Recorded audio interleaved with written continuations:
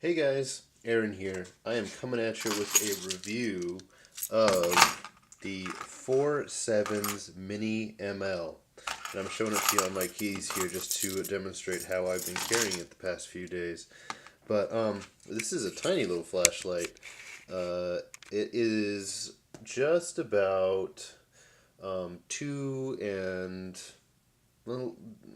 4 tenths of an inch. It's about 2.3 inches in length. It is 0.8 inches thick, and it weighs just about an ounce with the battery in. It's kind of a cool little light. I think that what makes this light so attractive is the size and the ease of carry. Something this small puts out a great deal of light, and I think that is probably one of the biggest selling features of the light itself. Um, it runs on one CR123 battery. This is a FourSevens one, but any of them will work. CR123A battery. And for those of you that do the flashlight thing pretty seriously, the emitter in there is a Cree XP-G, which I hear is sort of the new hot Cree emitter these days. But overall, I've really liked this light. The user interface on it I have found to be very intuitive. You twist it on, and you have a 3 lumen sort of moonlight mode. Twist it off and on, and you have a 40 lumen medium mode, off and on again, and you are at a 180 lumen high. And then if you go back again, you're back at 3. This light does have some hidden features, like a strobe, and to access those, you go through 2 cycles rapidly, and then you have a strobe mode, you have a beacon mode, so on and so forth. Those have limited appeal to me. I could see how the strobe mode might come into play if you needed to signal a car in traffic or something along those lines, but overall, the usefulness is just a tiny bit lost for me. Let's see, what else? The beam quality, practicality, overall, I think is clean. I'm not a big expert on these, but it gives you a pretty consistent, just clean center beam here, with a pretty steep fall off, like you can see. And practically, I think that the 3 lumen moonlight mode is great for walking around a dark room, trying to look at something up close with some light on it. The 40 lumen mode is perfect if you are searching for something in the backseat of your car or something along those lines. And then the 180 lumen mode, whoa, sorry about that.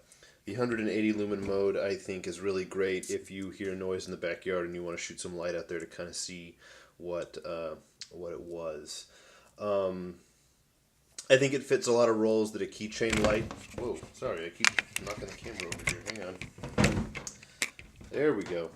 I think it fits a lot of roles that a keychain light would be required to fill. In that it'll help you find something you've dropped. It'll help you light up a path or somewhere dark that you might be walking, and it can help you sort of navigate a dark room, specifically if someone is sleeping in it or something like that. And you don't want to blast a whole lot of light everywhere. The way I have been carrying it is sort of how I showed you.